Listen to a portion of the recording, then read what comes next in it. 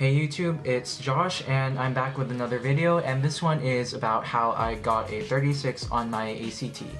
So I'll give a little bit of background on my story. I've taken the ACT twice in high school, one time in sophomore year in April, and that time I got a 35. When I took that test, I was not planning on getting that high of a score. I was hoping for something like a 32 or a 33 for some sort of a benchmark score that I could work up from. And what happened was, apparently I was more prepared than I thought, I guess. So I got a 35, and considering that I was a sophomore, I thought that maybe I could get a 36. So I registered for another test nearly a year later for the June ACT of my junior year, and that time I got a 36. I highly advise against doing this because honestly, you're not gonna get anything more out of going for a 36 if you already got a high score. You're just really stroking your ego, and I was one of the lucky ones who did not have their score drop. For the second test, I would have to admit that I was considerably less prepared, but my subscores for all my tests stayed consistent except for my reading, which somehow jumped 4 points. So maybe it was really just my performance on the day of the test.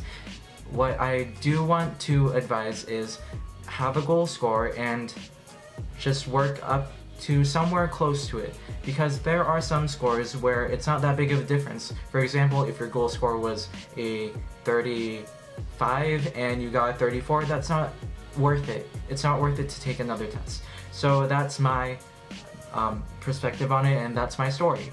This video is generally going to be about general tips for the ACT that apply to the whole test, not just any specific section.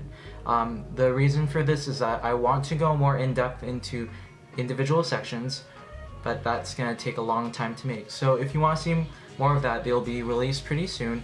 So subscribe, click the red button down below, like, comment what you want to see, any questions that you want me to specifically answer.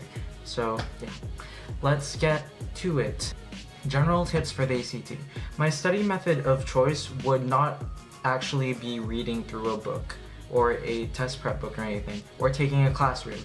Just do practice tests. That's a very big hurdle that a lot of kids don't overcome that quickly. Personally, I've been fortunate that I did in the time that I had been given. So my tip is to take practice tests, and a lot of them. That's honestly how I studied. Before the testing date that I got a 36, I only studied the ACT for a day, and actually for 2 days. And in those 2 days, I did nothing but one practice test. So I did 2 sections per day, and I got a 36. My point here is taking practice tests is probably the most reliable method to studying for the ACT, because taking practice tests not only gets you used to the timing of the ACT, but also the types of questions that they're going to ask. So I recommended taking practice tests, and my personal opinion is that you should take practice tests from the official ACT guides. Just look for the Red Book. Look either online, order it off of Barnes & Noble or something, because those tests are much more accurate in predicting your scores. Like, personally, I used this book, the Kaplan book, and let me say it was not very good. Like, the only section where I'd score consistently would be math, and it honestly made me more worried than I should have been. Like, for example, I took the reading section of a practice test in this book, the practice test before test day when I got 36. In the reading section in this practice test, I got a 23. No, not even in the 30s. And then on test day, I ended up pulling off 36. How did that happen? I blame the publisher. Same thing happened in sophomore year when I was prepping.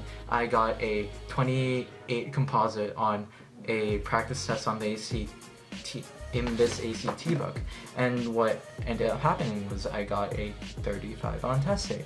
So If you want accurate predictions of your score, use the official ACT practice test, because I know that some of them are also previous tests that were just reprinted in the book. I'll put a link down below if you guys are interested. And also, if you're wondering, hey Josh, I'm not rich and I can't afford a test prep book. Here's the thing, kiddo. There's this thing called the public library. Public libraries actually have test prep books, and I have used them previously to study for subject tests or calc tests or things like that, and they have a pretty good selection. So if you can make your way somehow to a public library, or even find the library at school, they might have some test prep books over there. And those are very useful. You don't necessarily have to use the real ACT practice test, but just know that there's going to be some score discrepancies. One general goal that I had for my practice test was that I wanted to finish every section of the test with at least 5 minutes, but honestly I really tried to work towards having 10 minutes extra, because you're preparing for the worst. There's going to be some tests where some questions are harder, or you might not have been prepared for them and it'll take you longer. So if you finish every test between 5 and 10 minutes early, you kind of have some breathing room, instead of rushing to finish at the very end. This worked very well for me because on test day, when I got a 36, on the math section, which I regularly finish with 15 to 17 minutes left in the section, I finished with 5, and that section was generally, to me, harder than any of the practice tests I've done in the past or any previous test dates where I have taken the test. So that really helped me in managing my time. The general rule for taking the ACT is to work as fast as possible. You can't get stuck on anything. Personally, I found that the ACT is a lot faster than the SAT, because on the SAT, for some reason, I had a lot more time to just sit down and think through some questions before actually answering them, whereas on the ACT, I just had to barrel through and get it done as fast as possible. So some test day tips that I have is to get considerable amounts of sleep before the test, and that basically means don't stay up late the night before studying, because I did do that, but it generally does not work for most people. So get sleep before the test. My goal is usually to get around 8 hours of sleep before the test. Honestly, if you go past 10 hours, I feel like at that point you just start feeling groggy, but 8 is around the sweet spot.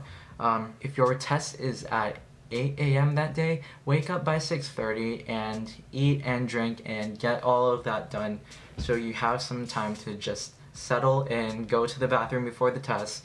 And also, on test day, read something that morning. You don't want to go into the English test, which is the first test of the ACT, not having read anything. It just helps a lot. So my recommendation would be to read either a short chapter of an easy to read book, or just read a news article or something like that.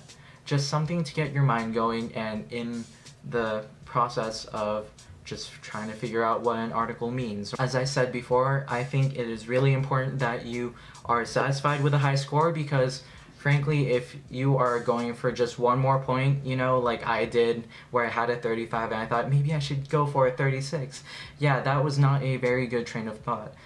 You have to consider also that you cannot underestimate the risks and overestimate your work ethic. So a lot of people will say something like, oh, I got a 34, but I'll study really hard next time and go for the 36. No, you won't. I didn't. I got lucky. I thought the same. I thought maybe I should just try really hard for this 36, and I would get it. And I'll be honest with you guys, I only started studying 2 days before the test. Some tips about picking a test center. So I would say pick a test center where you're going to be comfortable, there's not that many people, and the proctors are well trained. So what I found is either test at your home school, because then it's kind of calming to you. if you're sitting in your biology classroom and taking this test while your biology teacher is proctoring it, because it kind of takes away a lot of the test anxiety.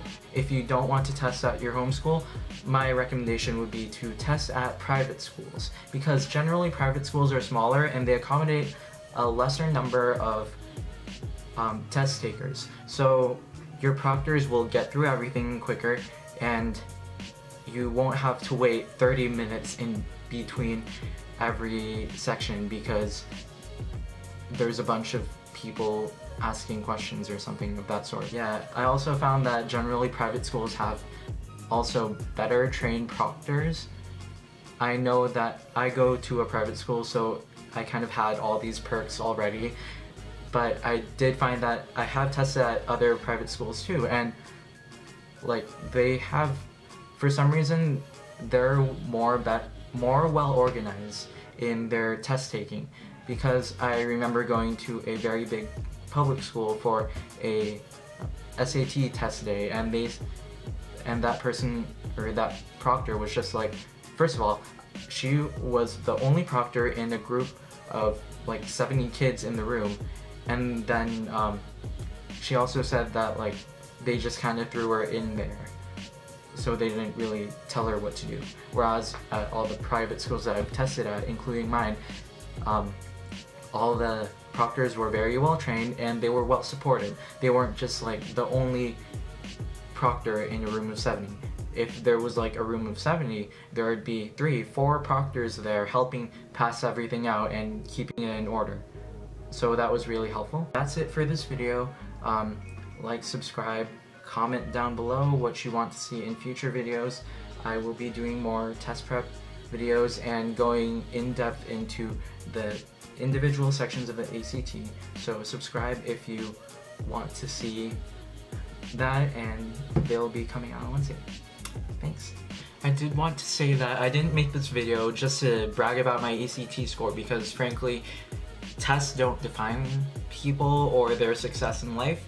There are plenty of smarter people than me who have not gotten as high ACT scores, so honestly this doesn't really mean anything, but it is supposed to be a helpful resource for anyone who wants it, and that is what I am trying to do with these videos and with this channel, is to help people and benefit them in some way. So I hope this helps. Ask me questions down below and I'll answer them. So yeah.